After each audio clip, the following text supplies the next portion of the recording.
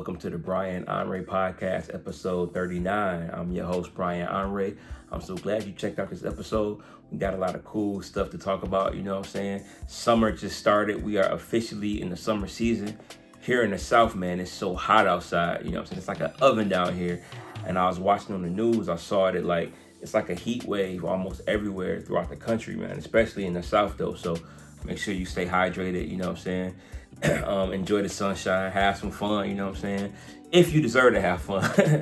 I mean, we all deserve to have fun, right? But if you're chasing dreams, chasing goals, you got stuff to handle. Handle your business. So have fun, but handle your business, you know what I'm saying? If you got some goals, some of us, not all of us, but some of us may need to go ahead and just skip fun this summer and just lock in, you know what I'm saying? Like, we ain't having no fun, we grinding. And I don't know about you, but fulfilling my dreams is fun. Accomplishing my goals is fun. You know what I'm saying? You're supposed to enjoy the journey, right? So enjoy that dream you're chasing. Enjoy, while you grinding. Maybe you working double shifts at work, you know what I'm saying? It might be hard, but just on the inside, just know, you know what I'm saying, that like you getting towards that goal, and go ahead and enjoy it, And you can sprinkle in a little fun. You can run to the beach, run to the pool here and there to refresh, because you always got to refresh yourself. You can't work yourself to the ground, just burn out until you just have nothing left, right? You got to replenish yourself and refresh. So, I guess you can have a little bit of fun, but some of us need to just lock in and take care of business, man. It's called delayed gratification. So I encourage all of us who got to delay our gratification, go ahead and delay it. Some of us have worked hard, up to this point and can deserve a good vacation, a good whatever. Go ahead and handle your business too, you know what I'm saying? We all on different parts of the spectrum.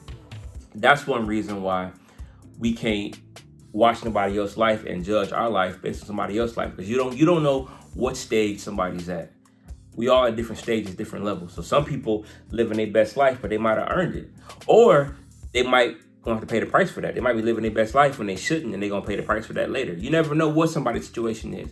So you gotta focus on your situation and look on the inside of your heart and check your gut and figure out what you're supposed to be doing. Don't worry about what nobody else is doing. Run your own race. So enjoy the summertime, man, but you know what you're supposed to do, you know what I'm saying? But whatever you do, man, be safe and spread love, man. Spread love and spread unity. Speaking of love and unity, the first thing I want to cover is the Kendrick Lamar pop-out, you know what I'm saying, for Juneteenth. You know what I'm saying? Kendrick Lamar hosted a special concert for friends on Juneteenth. Let me first say something about Juneteenth, the holiday, too, before I get into this, man. Juneteenth is an American holiday for all Americans. All Americans should celebrate Juneteenth, in my humble opinion. It's not a black holiday for black people. It's for everybody, man. I'm not gonna get into the details of the holiday, but basically it's definitely celebrating the fact that slaves were freed. We abolished slavery in this country, and every American should be happy that we abolished slavery. First of all, we should be ashamed that we had slavery in the first place. But second of all, we should be happy and to celebrate the abolishment of slavery. Just like on the 4th of July, we celebrate this country's independence, from the rule, from the the British rule, right? We celebrate that. Cool, rightfully so. But we should also celebrate the fact that we abolished slavery and that slaves were free. Every American should celebrate that, man. We should all be happy about that. Black, white, Hispanic, Asian, everything in between, man. Celebrate, and be happy about it. I was at the airport the other day, man. I heard the TSA guy. It was on Juneteenth, actually. On Juneteenth. The guy was like, yeah, man, it's our holiday, man. This ain't like Memorial Day. This ain't the white people holiday. This is the black people holiday. And I was just thinking to myself, it's everybody's holiday. First of all, Memorial Day is about memorializing and remembering those that lost their life fighting for the country. That's for all Americans, because definitely there are plenty of black people of color who died for this country. So it's an American holiday, and Juneteenth is a holiday for everybody. Everyone should be able to celebrate Juneteenth, man, and appreciate it. It's not a black holiday. There's so much division going on in this country. One thing about me, man, when you hear my podcast or see my content on social media, I want to always be remembered as somebody who brought people together. I'm not divisive. It's not about black versus white. It's about bringing everybody together. And it's about good versus evil. If you are racist, you are evil. I don't care if you're white, black, whatever you are. If you're racist, I can't rock with you. So it's everybody against evil. It's not black versus white. It's everybody against evil. It's good versus bad. You feel me? Let's all come together, man. So I thought it was cool that Kendrick Lamar did the Juneteenth, did his concert on Juneteenth. It was very, very, what's the word for it? It was a very major event. It was streamed live on Amazon Prime through Amazon Music. And I believe I read somewhere that this was the largest Amazon music event ever. Largest live music event that Amazon ever had. You know, they had lots and lots of viewers. Packed out arena in LA at Inglewood at the Kia Forum. I think 16,000 plus people were there. Sold out show. He had DJ Head, which is a California DJ out there, do a set. He brought out a lot of people who I don't even know. And I'm a big West Coast fan. I don't even know a lot of those people, man. But he brought them out. People like Jay Worthy, Problem, aka Jason Martin. A lot of folks that I didn't know about came out. And then DJ Mustard did his set. I think Tyler the Creator came out. Ty Dolla $ign came out. Roddy Ricch came out. YG came out. Big West Coast moment. Then Kendrick came, did his set. He started his set with Euphoria. And it's something about when somebody comes out the ground. You know, Kendrick came out the ground to do with Euphoria. It's something about that coming out the ground rapping. It's just like sets the crowd on fire in a live show. I remember I saw Lil Wayne perform way back in like, I think 2012, 2011, when he had first got out of jail. He had got out of jail. It was back up in Buffalo, New York. And he did I'm Going In. Remember that song, Hello, How You Doing? Whatever. I'm Going In. He came off the ground to that and killed it, you know. And by the way, Lil Wayne is one of the best live performers I've ever seen. Lil Wayne is an excellent live performer. But anyway, so Kendrick came off the ground doing Euphoria. And I think he ended up doing, he did a little bit of 16 in LA, I believe. And then he ended up with, he brought out Dr. Dre. First of all, he brought out Black Hippy, which is J-Rock, Ab-Soul, and Schoolboy Q. And fun fact, before I even knew who Kendrick was, I was a J-Rock fan. You know, J-Rock had that song with Lil Wayne and will.i.am, The Ghetto. I was a fan from J-Rock ever since then. And then, you know, he had the song with Rick Ross. He had his first album, I think it was Come Home With Me. I think that was the album. But very dope J-Rock album too, by the way. J-Rock's first album, which came out on Strange Music, is one of the best albums out of TDE. Top 5 TDE album, I'll say. One day I'm gonna rank the Top Dog Entertainment albums too. I'm gonna rank them, but I gotta put J-Rock's first album right in there. I'll put that right behind maybe Section 80, To Pimp a Butterfly, and Good Kid, Mad City. And then there's J-Rock album. J-Rock is in the top 5 TDE releases, in my humble opinion. What are your favorite TDE releases, by the way? Let me know in the comments, man. But if you're a fan of Top Dog Entertainment. But he brought out Black Hippy. And I hope, since he brought out Black Hippy, does this mean that we'll finally get a Black Hippy album? Because we've been wanting a Black Hippy album forever. And it looked like it was never going to happen because Kendrick left TDE. But he brought them all on stage. And they look so comfortable together. They look so close together. You know what I'm saying? I think they ought to do a Black Hippy album. I love it when Kendrick, he did Money Trees with J-Rock. Now, Money Trees is probably my favorite Kendrick Lamar song ever. Ever. Money Trees. J-Rock killed it. He brought J-Rock out to do that. Schoolboy Q did his thing, man. Ab-Soul did his thing. Ab-Soul didn't do any records, but Ab-Soul don't really have any hit records. He has no hit records, but he's a dope rapper. I think Ab-Soul is arguably the most talented artist on TDE behind Kendrick. But I think for some reason he hasn't made them hits. I think it's beat selection. I think his beats just don't be hitting. You know what I'm saying? I think the beat selection don't match his rapping ability, because he has an excellent rapping ability. Because all you got to do is listen to Ab-Soul on features. When he on somebody else's feature on a dope beat, he goes, man. You know, I remember I heard him on the Game song, A Dollar in a Dream. We'll get to the Game later. But he's on the Game Documentary 2 album, A Dollar in a Dream. Killed it. Killed that record. Dope beat, produced by Cool and Dre. He killed that joint. But yeah, you know, for some reason, he ain't had a hit record yet. And I just think I would love to be like an A&R or some kind of executive producer on it. That's like a goal of mine on Ab-Soul. I'm gonna put it out there in the universe one day because Ab-Soul is so dope, man. You know what I'm saying? He one of them rappers like Cassidy. Cassidy's my favorite rapper, one of my favorite rappers of all time. But for the most part, he rap on dope beats sometimes, but he just like, he's way underproduced. I would love to like, you know, A&R hit a project of his because he's one of the dope rappers. I think dope beats belong with dope rappers. I think that whole thing about you can't be lyrical on tracks. You got to dumb down your lyrics. Like Big Pun, I don't think dumbed down his lyrics. He had radio hits. Notorious B.I.G. didn't dumb down his lyrics, but he had radio hits. I think it's a way to do it though. You don't got to be super lyrical, but you can still be lyrical in a way that people can digest it and enjoy the art of lyricism over a cool, catchy topic and a cool, catchy beat.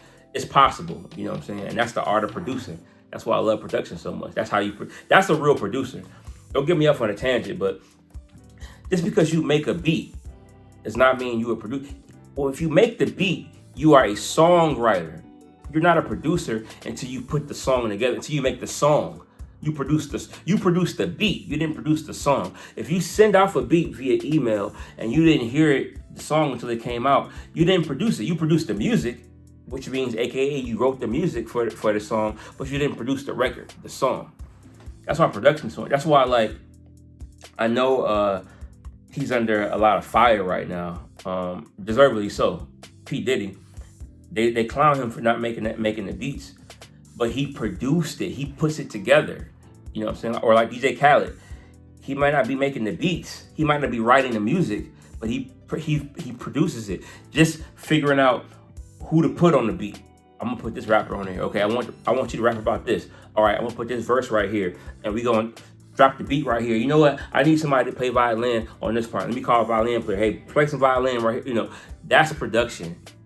You know, don't get me started. So for me, I would love to produce like dope rappers. You know, that's part of my mission in life is to put dope rappers with dope music and to show the world good art where you actually rapping well, you're not dumbing it down. You know what I'm saying? I think melodies and mumbling can be cool if done right, but you can mix that in with some dope lyrics too. You can actually rap. Like Kodak Black, for example. Kodak Black, sometimes what he's saying is not legible, and I think he does that to like make himself, because that's what worked for him. But underneath all that, Kodak Black can really rap well. You know, I just think he doesn't do it a lot. He does it sometimes, but he doesn't do it a lot because it's not what his bread and butter. But I think that like if I produce him, I would love to produce a record to bring out his lyricism. I can go on and on and on about this. I went off on a tangent, man. But Ab-Soul was up there with Kendrick Lamar, was real dope. Then Kendrick brought out Dr. Dre to do Still Dre and California Love. And then when you thought that he was like, Dre about to do, I need you to do one more record for me. And you thought he was gonna do maybe, I don't know, nothing but a G thing or another one of his big hits. And then Dre bent down and said, I see dead people. And then They Not Like Us came on, and oh my gosh, the crowd went crazy. He did it. He did it, and he stopped on the part where he says A minor. And people were saying that he was mocking Drake because Kendrick said A minor, and he kind of leaned back and did some kind of little like Matrix kind of dance. I'ma do myself. Why you calling like a bitch? Ain't you trying to strike a chord? And it's probably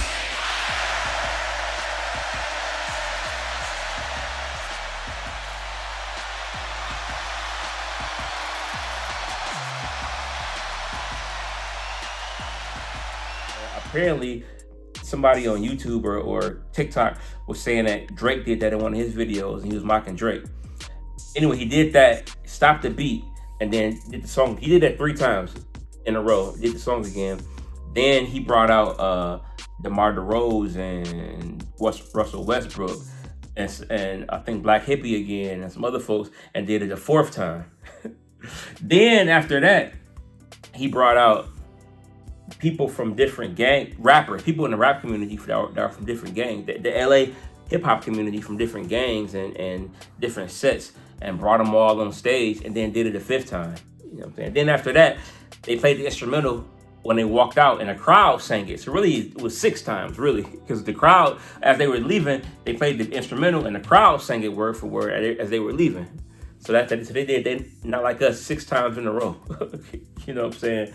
It was crazy, man. It was a real big moment, man. And everybody was praising Kendrick because, because Kendrick kept saying, this is about unity. This is about the moment. This is about bringing everybody together.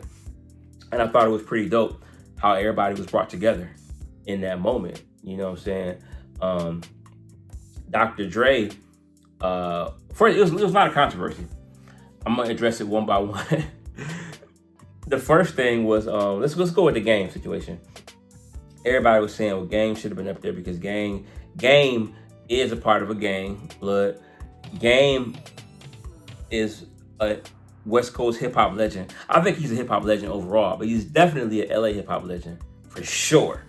I'm not even from LA, and I can tell you that much from what he did for LA hip hop. You know what I'm saying? And he played a role in like Kendrick's early career, Nipsey's early career, Problem. All these people, Game, work with Dom Kennedy. Game work with one way or the other on their come up. You know what I'm saying? Whether it be mixtapes, bringing them on tour. So everybody thought Game should have been up there. And it was controversy. And here's the thing, like, Game dissed Dr. Dre, which I think was very stupid of him to diss Dr. Dre. But let me get into that. I never shared this publicly, my theory on that, the whole Game and Dre thing. It seems like Game was mad at Dre for not appearing at the Super Bowl when Dre did the Super Bowl. So he dissed Eminem and all this stuff. Let me tell you an unpopular opinion. I don't think Game handled it correctly, the aftermath, but I do think, at the aftermath, that's funny. I don't think Game handled that correctly, but I do agree Game should have been at the Super Bowl with Dr. Dre. Now, of course, Game, it wasn't enough time, for him to be up there. And the Game was not as popular as 50 Cent, Kendrick Lamar, Mary J. Blige, Eminem. Game isn't on that level. So I don't think Game should have been up there performing the song, but I think it would have been cool for Game to be up there, just up there. Did you know, and I'm pretty sure about this, if I'm wrong about it, I'll put a little note at the bottom, but I'm pretty sure I'm right about this. And if I'm right, I'll show the video proof. I'm pretty sure that Game was in the video for In the Club. 50 Cent In the Club, I'm like 99% sure the Game was in that video. Towards the end, Game was dancing, right? I'm pretty sure. I know he was on a I'm on Fire video for Lloyd Banks, but I'm pretty sure he was in that In the Club video dancing.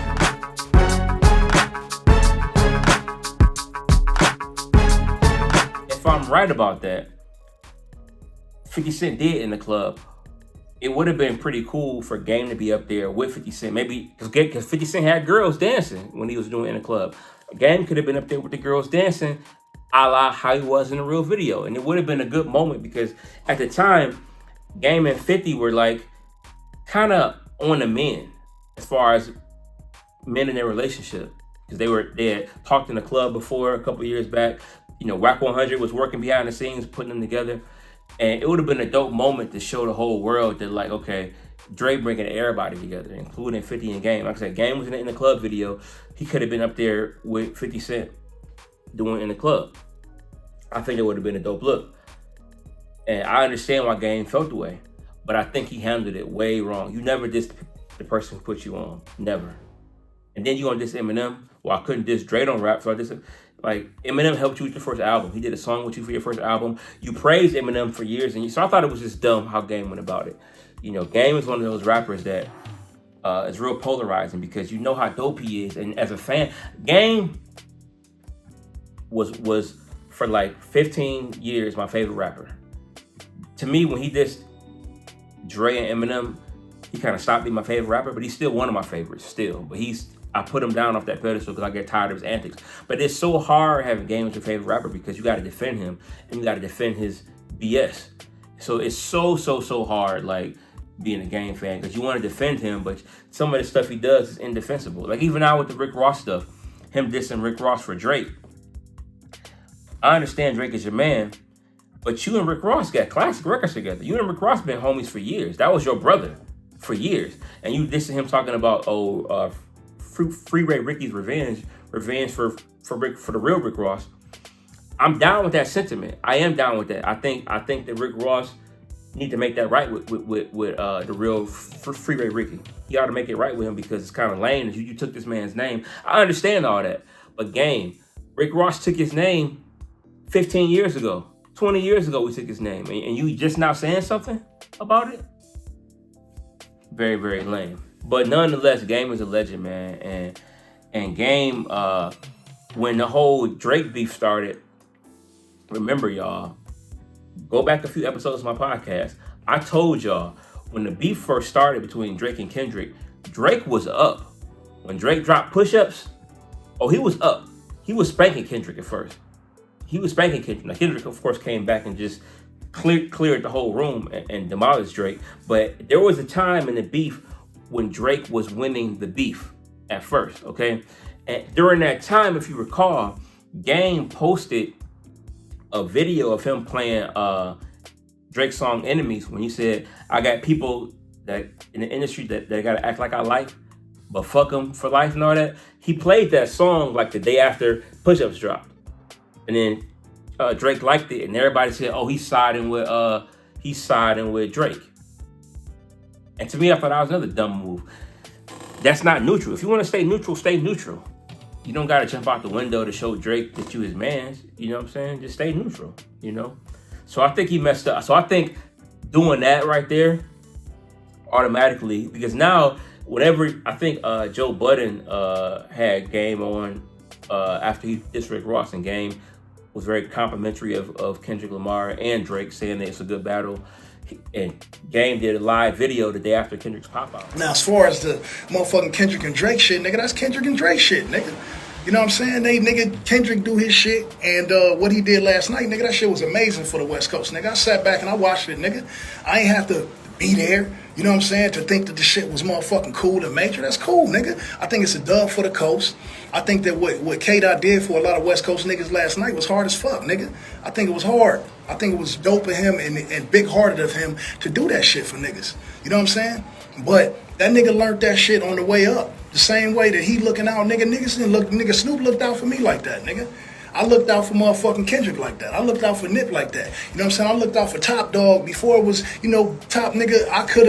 Top Dog wanted to motherfucking give me half a Top Dog. I didn't want nothing from niggas though, bro. And tell a nigga, everybody know what it is with me, nigga. Drizzy, he know what the fuck it is with me, nigga. Ask him when you see him what it is with Chuck Taylor. Nigga, ask Top Dog what it is with Chuck Taylor, nigga. Ask Tommy Tom, 2 T's, nigga, what it is with Chuck Taylor. All of these niggas I done broke bread with, nigga, before this internet shit came to be a motherfucking thing, nigga. So if anybody asking me how I feel about the shit that K-Dot doing, nigga, I think what he doing is amazing, nigga. I think what Drizzy doing is amazing. I think them niggas just came out of one of the biggest hip-hop beefs ever, nigga, and survived, nigga. Tupac and Biggie didn't, nigga. Me and 50, we beef, we survived, nigga. 50 doing his TV thing, that's cool. I'm doing my shit. That's cool. I put fatherhood before all this other shit that y'all materialize, nigga. And y'all feel like y'all take that shit and say, oh, Game ain't this. Nigga, fuck you. Nigga, I don't wake up in the morning to try to motherfucking prove myself to nobody. I done did it. But it's like you can't be neutral now because you put that video out. You should have stayed neutral the whole entire time. You know what I'm saying? And yeah, Drake is your man. Maybe you didn't want to come to the show to not be neutral. But I feel like Game wasn't even invited. I truly think that in my heart he wasn't invited to. And if he was invited, he was invited to sit in the audience. He wasn't gonna be on that stage because of the whole Drake thing. I don't know though. I could be wrong because again, Drake mentioned YG as being his homeboy on Family Matters, and then YG put out a song saying, "Don't put me in the middle of this." You know what I'm saying? And then he on stage with Kendrick rapping "They Not Like Us," so YG chose the side pretty clear. And Drake got to feel a certain way, man, because Drake definitely helped YG for sure with "Who Do You Love." Drake definitely helped YG with Who Do You Love, man. You know what I'm saying? And for me, man, you can be loyal to your people, but I think being neutral is nothing wrong with being neutral. You know, if Drake helped you out, man, if Drake been solid with you, don't jump on Kendrick's side. Just play it, just stay in the middle. Just stay in the middle. You know what I'm saying? And as far as the fans go, look, man, I still like Drake. I've always been a bigger Kendrick fan than a Drake fan, but I've always been a Drake fan too. I like Drake. He make good music. So it don't gotta be all fuck Drake. Because Kendrick said fuck him. You know what I'm saying? Like, listen, I'm the same person. I was in my 20s during the 50 Cent, the G Unit beef with Game. And Game became my favorite rapper. And I loved all Game disses, the 300 bars, the 200 bars, the 600 bars, all that, the stop stitches, stop lying. I was a big Game fan the whole way. But guess what? I still listen to 50 Cent the whole time. Young Buck, G Unit, Tony Ayo. I've always listened to them. Never been a big fan of Lloyd Banks, but I listened to 50 Cent throughout the whole beef. As a fan, you can like both. Newsflash, Kendrick don't know you and Drake don't know you. I'm talking to the average fan here. So you don't got to choose just enjoy it for what it is. Enjoy the beef. You don't got to like choose a side. You can like both. You can call it how it is. Now we calling it like, yo, Kendrick washed them. You know what I'm saying? Call it like it is. That don't mean that Drake is a bad person or a bad artist. You know what I'm saying? As far as I'm concerned, the pedophile stuff, it ain't been confirmed that Drake was a pedophile. Just like it ain't been confirmed that like Kendrick beat his wife, beat his girlfriend. These are all accusations. It's all hip hop. Who knows what's true, what's not true? But it's just a good record, so you don't got to choose no side, man. So anyway, Game came out and put out a video explaining, how he didn't feel away. And fans said he must have felt the way if he made it 17 minutes. Look, he just spoke his piece and he didn't say nothing wrong. He just said, look, man, I'm down with Drake. I'm down with Kendrick. Drake is my brother. You know what I'm saying? I ain't on nobody's side, but I'm not gonna go against my brother. You know what I'm saying? So whatever, it's cool. You know what I'm saying? Shout out to Kendrick, Game. Snoop put out Snoop Dogg coming at you live from Canada. Sending a big shout out to K. Dot and all the homies from the West that stood together, unified, organized, in peace, love. That was beautiful. That was fun to watch. Beautiful to see all of my peoples come together.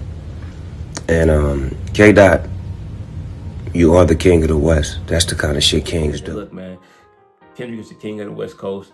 It's all peace and love. You know what I'm saying? Shout out to him. Very classy. But yeah, I think that maybe Snoop was a little bit too neutral as well. Why Kendrick didn't call it. Because Snoop is actually on tour in Canada right now. So I don't think it'd be a good look for Snoop to jump on stage with Kendrick dissing Drake while you're on the tour in Canada. Not smart at all. You know what I'm saying? But shout out to everybody involved, man. All right, last thing on this Kendrick Lamar stuff. He's been catching some flack. Not a lot of flack, but some flack for bringing Dr. Dre on the stage. There's been a whole uproar because P. Diddy was caught on tape beating up Cassie, and Dr. Dre, way back in the 90s, or late 80s and 90s, beat up D. Barnes. The lady who hosted Pump It Up was a hip hop show. And he got convicted of that, I believe. He had to serve some, jail time. I don't know what happened with that, but he definitely got convicted of that. He got sued for that. Miss Chalet claimed that he beat her up severely, and she don't got a reason to lie. You know what I'm saying? And Dre never came out and said she was lying. You know what I'm saying? But he assaulted her. That's two people that allegedly got beat up by him. So, people were saying, and then when Straight Outta Compton came out in 2015, it came out with Straight Outta Compton, Dr. Dre had to put a statement out because they accused him of, don't support this movie. Dr. Dre is an abuser. Dre put out a statement apologizing, saying he's not the man he used to be, et cetera, et cetera. And they still want to hang him over the rails. And they're saying, why did Kendrick bring up an abuser, or the Grammys named an award after Dr. Dre, he's an abuser. And I'm like, at what point did somebody's sins get forgiven? You know what I'm saying? And they're criticizing Kendrick Lamar for bringing him out. Anybody criticizing Kendrick Lamar for bringing out Dr. Dre is not a real Kendrick Lamar fan. I'm going to say that again. Anybody criticizing Kendrick Lamar for bringing out Dr. Dre because Dr. Dre has a past of abusing women does not know much about Kendrick Lamar, because Kendrick Lamar has a song called Mortal Man. You know what I'm saying? I mean, shit, Mr. Morale talks about becoming a better man for your sins, as a result of your sins. But in Mortal Man, he talks about being imperfect, and real fans not going to turn on you when you make a mistake. Real fans gonna hold you accountable, but they won't turn on you. When shit hits the fan, is you still a fan? He talked about Bill Cosby, Michael Jackson, you know what I'm saying, and about making mistakes, you know, and riding with the person and letting them heal and get better. So he wrote Mortal Man, and it's like Dr. GC's with Dr. Dre. I would hope Dr. Dre is a different man today. Now, here's the thing. We don't know none of these people. You don't know your favorite celebrity. You don't know them. You don't know how they are in their private life. They could be monsters. They could be great people. You don't know. But I think Kendrick Lamar is not going to sit here and judge Dre for stuff that happened 20, 30 years ago. Especially when he's an advocate of, like, you know, he probably got his own skeletons in his closet. You know what I'm saying? Who knows, you know, what he goes through in his personal life. You know what I'm saying? But as he said in the song, when shit hit the fan, are you still a fan? Listen, if you never heard Mortal Man is like probably my second or third favorite Kendrick Lamar song because it's so powerful. It's a nice beat. It's very melodic. Got good music, got good instruments in there. But he's really talking some deep stuff in that song, man. Real deep stuff. You know what I'm saying? But on that note, man, shout out to Kendrick Lamar, man. Kendrick Lamar is probably like the rapper of the year because he like came out swinging. And lastly, everybody talking about, let me say one more thing about this too. To all the fans saying Drake, you know, made Kendrick Lamar relevant again. And Kendrick Lamar needs this attention from Drake, you know, by talking about Drake. Kendrick Lamar don't need Drake to make him popular. Kendrick Lamar is already one of the most popular rappers in the world. You know what I'm saying? Mr. Morale, he won a Grammy for that album. Even though it didn't do as well commercially, he still won a Grammy for that album. And trust me, you can have a down album and come back stronger. He don't need Drake to come back stronger. He could have came out stronger on his own. You know, Kendrick Lamar did To Pimp a Butterfly. He did Good Kid, Mad City. He did Section 80. He did Damn. He's got hits. Kendrick Lamar is already a legend. He don't need Drake to make him relevant. So, Drake fans, stop that, man. Cut that out. Your boy took a loss, but it's okay. Drake will be fine. Drake will be fine. But it does beg the question, will Drake recover from this? Will Drake be the same Drake? So I'm asking you all, do you think that Drake will be the same after this? Do you think that, like, he can come back? I think he can come back, but I think he's never going to be the same again. Because I think that a good percentage of the music fan base don't rock with him no more. I could be wrong, but I think that he's going to be a star, but he's not going to be as big as he wants, especially here in the United States. I don't know. I could be wrong. But I'm still a Drake fan. I still rock with Drake. I still like his music. And I still be checking for whatever he does. I think he's one of the best artists of our generation. He's one of the best artists of our time. And I look forward to, you know, him coming back. He just lost his battle. You win some, you lose some. You lost the battle, you know. And I'm sure he might come back with a response. You know, he's just chilling right now, but it'll be all right. You know, it'll be all right. You know what I'm saying? Anyway, let's take a break, man. The Brian Onrea Podcast. Let's get it. All right. Brian Onrea Podcast back, baby. Let's get into some sports talk, man, to close out the podcast. Let's get into some sports talk, man. First of all, before I get into the NBA, everybody tripping about Matthew Stafford's wife, Kelly Stafford. Now, I'm familiar with the family because Matthew Stafford played most of his career in Detroit, and we all fell in love with Matthew Stafford and his wife, Kelly Stafford. Kelly Stafford famously fought, I think it was brain cancer. She had brain cancer, and, you know, we took care of her again in Detroit. She got the surgery, and she was in remission. She's cancer-free, I believe, now. So we love her for that. We love the Stafford family as far as Detroiters go. So shout out to them. And we were all happy when they won the Super Bowl. You know, God bless them. And we were all happy to beat them too in the playoff last year in Detroit. We were happy for that too. And then she started getting to my bad side a little bit when she came to Detroit and was complaining about the fans booing her and booing Matthew Stafford. And they even booed our kids. Nobody boo your kids. Shut up, man. We got love for you, Kelly. We got love for Matthew Stafford. But when it came to the game, it was fuck y'all. You know what I'm saying? Nothing personal. We love y'all. After the game was over, we can hug y'all and, you know, catch up with y'all. Hey, how y'all doing? But during the game, but she want to go and complain. Oh, they were this and they were that. Then she was complaining about Blueface and his baby mama at the Rams game. So she been kind of like on one, you know, these last few months. But everybody's on her case because she went on this podcast. I forget the podcast. I'll put it in the notes. she went on this podcast and she talked about how when she was in college, she wanted to make Matthew Stafford jealous, so she dated the backup quarterback. Long story short, it wasn't that cute of a relationship at first. I hated him. I loved him. I dated the backup to piss him off, which worked. Yes. He was like, that'll do it. He was the bad boy too. Like, Matthew's so sweet and Southern gentleman and all that stuff. And the backup was the complete opposite. Yeah. Ooh, and it upset him, which it worked, thankfully. Yes. But yeah, at first it was Was that like the pivotal moment in the relationship where he was like, actually, you can't be with him. You need to be with me? 100%. So they lived in the same dorm because athletes lived in the same dorm, and he would see my car there. And so at one point he like waited and followed me out and got in my car and wouldn't get out. And he was like, this is so hot. I was like, this is amazing. It's working. Yeah. I was get out of my car, and he was like, he's not right for you. And I was like, what? You can't tell me that. It's like, get the out of my car. And all the headlines was like, Kelly Stafford said she slept with Matthew Stafford's backup quarterback, you know. Now, in the video that I saw, she didn't say she slept with the guy, but it's implied she slept with him because she said that Matthew Stafford would come to their apartment and see where all the players stay and see her car by homeboy apartment.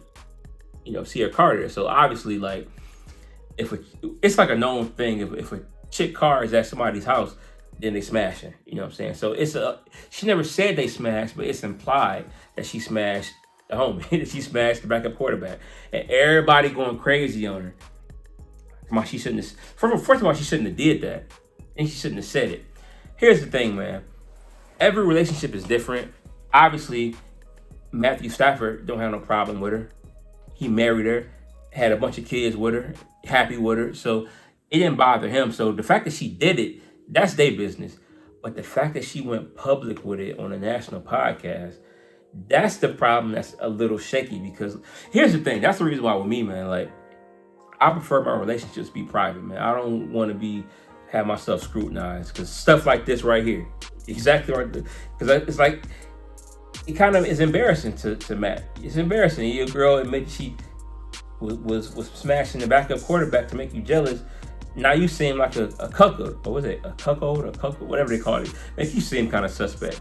You know what I'm saying? So like, but everybody jumping on their case, and I think it's not a big deal that she did it, but I think it is kind of. But even her mentioning it though, it ain't that big of a deal that she mentioned it. But they are like letting her have it on social media. You know what I'm saying? And I'm sure she regrets saying it now because the comments are going crazy about her admitting that. But what do y'all think? Do y'all think it's a big deal that she said that? And she messed around with the backup quarterback? And then there's pictures of the guy floating online. It's funny. I forgot his name, but you know. Listen, y'all, I'm so old, man. I'm so old. I don't look that old, but I am older. But I remember when Matthew Stafford played at Georgia. I was actually living here in Georgia when Matthew Stafford played for Georgia. That's how old I am. So anyway, man, shout out to the Staffords, man. Hopefully they can get through this little rough patch that she created by running her mouth on the podcast. Anyway, man, congratulations to the Boston Celtics. The Boston Celtics won an NBA championship. You know, Jaylen Brown and Jason Tatum can play together. Everybody was saying they couldn't play together and break them up. And they shouldn't, you know, you got to break them up. Because they've been in the Eastern Conference Finals a lot. They went to the finals. They never won. Break them up. And I think Jalen Rose posted this. He was one of the only ones to say, no, don't break them up. Keep them together. And good thing they kept them together. And what's crazy was last summer, Jaylen Brown signed like the biggest NBA contract ever, like $300+ million. And everybody, including myself, was like, is Jaylen Brown worth all that money? Lo and behold, he wins the NBA Finals MVP, which is crazy because Jason Tatum averaged more points than him. You know what I'm saying? And people thought he should have won it. In my opinion, the MVP should have went to the homeboy, Drew Holiday. I think Drew Holiday should have won the MVP because Drew Holiday locked down Kyrie Irving. And if Andre Iguodala can get an MVP for locking down LeBron, which he kind of didn't, and if Kawhi Leonard, a young Kawhi Leonard can get an MVP for locking down LeBron James, then I think Drew Holiday should have got an MVP for locking down. And he played good too. He had a couple good offensive games as well, but he locked down Kyrie, and he should have got the MVP in my opinion. And shout out to Drew Holiday, man. You know, I love Milwaukee. I'm in Milwaukee a lot, man. So I know in Milwaukee they loved him because he won a championship in Milwaukee with the Bucks. You know what I'm saying? And then Milwaukee Bucks, man, they tripping. They fired Coach Bud after his brother literally died. They fired him like a few days later after his brother died. Then they got rid of Drew Holiday and brought in Dame. All reactionary. They should have just stuck with Bud, stuck with Drew, and just built around them. And now they're a mess. They got Doc Rivers coaching. You know, they got Dame Dollar who might leave. You know what I'm saying? And that's a mess. But shout out to Drew Holiday, man. You know, they won a championship. Now it's crazy because Jaylen Brown wore a shirt that said "State Your Source." Now, a few weeks back, Stephen A. Smith said that, like, he said on First Take that some people told him, some NBA executives, which remain nameless, anonymous, told him that Jaylen Brown wasn't marketable. And I know Hall of Famer Isaiah Thomas came out against Stephen A. Smith, and Jaylen Brown tweeted him and said, "State your source." So he wore a short that said "State your source," fighting back at Stephen A. And he put a post up after the parade, and he tagged Stephen A. Smith and said, "State your source." So they coming at Stephen A. neck, man, for saying that, man. You know, and I think everybody coming at Stephen A. Smith, man, right now. You know, it was comments that he made about JJ Redick. Stephen A. Smith, and I kind of agree with Stephen A. Smith for this point. LeBron James did a podcast with JJ Redick right towards the end of the year when he knew that Coach Darvin Ham was on a hot seat. And it kind of undermined Darvin Ham. They ended up firing Darvin Ham, and guess who they hired? JJ Redick. And look, anybody that know me, I told them, man, the moment they fired Darvin Ham, they were going to hire JJ Redick. You know, as soon as the rumors came out, you're hiring JJ Redick. I didn't believe for 1 minute they were looking at Coach Hurley for Connecticut. I think the Coach Hurley conversation was all smoke and mirrors to be a distraction while the NBA Finals was going on. I believe that they were going to hire JJ Redick the whole time. They ain't fooling nobody. And I do think it did kind of undermine Darvin Ham that he had a podcast with JJ Redick talking X's and O's while you still got a coach. And the big knock on your coach was that he didn't know his X's and O's very well. He wasn't real, you know, particular with that. So, you know, I kind of agree with Stephen A. Smith there, but everybody giving him flack for saying that, you know, that some black coaches were mad. I saw him go at Doug Gottlieb, and, you know, Stephen A. Smith, you know, him and Draymond Green went at it. He went at it with Isaiah Thomas. He went at it with everybody, you know what I'm saying? He said, "I'm sick of this shit." It's so funny to hear Stephen A. Smith curse, man. He said, "I'm sick of this shit." It's hilarious, man. But I got a bone to pick with Stephen A. Smith, man. The Detroit Pistons, you know, they hired Trajan Langan as their new president of basketball operations. They fired Troy Weaver, the general manager, and they fired Monty Williams, the head coach of the Detroit Pistons. Now, it is messed up that Monty Williams got fired after 1 year. But the man is getting paid $65 million, so I don't feel sorry for him at all. He's getting paid very well, number one. Number two, I watched the majority of the Pistons games last season, and I can tell you, just as a fan, from a fan perspective, he did a horrible coaching job. He showed no emotion at all while we sat there and lost 29 games in a row. Look, they could have fired him on the spot. They could have fired him immediately after that losing streak, and I would have been okay with it. All right? They talk about, oh, Monty Williams is a good person, you know. He is a good person, and he did have tragedy. You know, his wife passed away in a tragic car accident, left him with a lot of kids. His current wife, I think, is battling cancer right now. You know, it's very, very sad what he's going through, but here's $65 million for your trouble, buddy. He got paid. So ain't nobody feeling sorry for homeboy. He got his money, you know what I'm saying? He probably still getting paid from Phoenix when Phoenix fired him. So he's set financially, but he did a terrible job coaching. We won 14 games last year. The Celtics won more games in the playoffs than the Pistons won all year. Come on now. And, you know, Stephen A. Smith said this. Higher now. I would say this. Hey, here's what I would tell you. Monty Williams is obviously a God-fearing man, very religious and what have you. He needs to get on his knees and look up and thank his heavenly Father that he was let out of that miserable situation in Detroit. I didn't know where that was going. He couldn't be happier. I know he's going to be happy, and obviously he's going to have other opportunities down the line because that situation in Detroit was an absolute mess. He regretted it from the time he got there. It's just that it's something he'll never. Talking about he happy to get out of Detroit. Man, shut up, man. And then lastly, Cameron, man. I'm no longer a fan, Cameron. Because Cameron went off on the Pistons for firing Monty Williams. He went off on the Pistons. He went off on Cade Cunningham. Detroit Pistons, y'all ain't shit. Don't use Monty Williams as a scapegoat because y'all ain't shit. Y'all been ain't shit. Y'all get these draft picks. The niggas y'all picking, they ain't shit. Them niggas ain't doing nothing special. They ain't LeBron. They ain't no sensations to come through like, oh, he's supposed to be good, light-skinned nigga. I don't even know your name like that, my nigga, because you not as good as they thought you was going to be. Now they want to blame Monty Williams and use him as the scapegoat. Your job. Y'all just fired the nigga who got there from Toronto after he won the championship. He got fired from Toronto the year he won the championship. Y'all had him there for a year or two and fired him. Monty Williams is there for a year. You fire him. Can't even name 3 niggas on the Pistons right now. P, you know 3 niggas on the Pistons? You? How about you, Stat? Give me 3. It's Jaden Ivey, Cade Cunningham, Oscar Thompson. That's why you hired him. That's why exactly why you're here. Because they're all like young. Because he was gonna ask me next, and I don't know 3 of them niggas. Stat probably scouting niggas for our own personal reasons. I'm not. Let's make that clear. I'm not. She just said they all young, but I'm happy you knew that. That's why we have somebody at this table here that had. That's why your name is Stat. I don't know y'all niggas. She does. I don't pay attention to niggas who don't make the All-Star game and all that. I don't got time to give y'all niggas my time.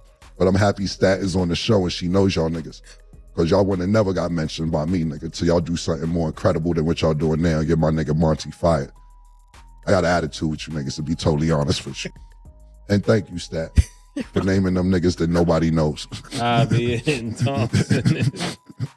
We had a twin. It was like a thing, but back to your point. Yeah, Cade was balling though. Cade? Yeah. Yeah. He had 20. He averaged what's his 23 name? and 8. Cade Cunningham. Oh, the light-skinned nigga. Yeah. Not really. He was doing the best on the Pistons.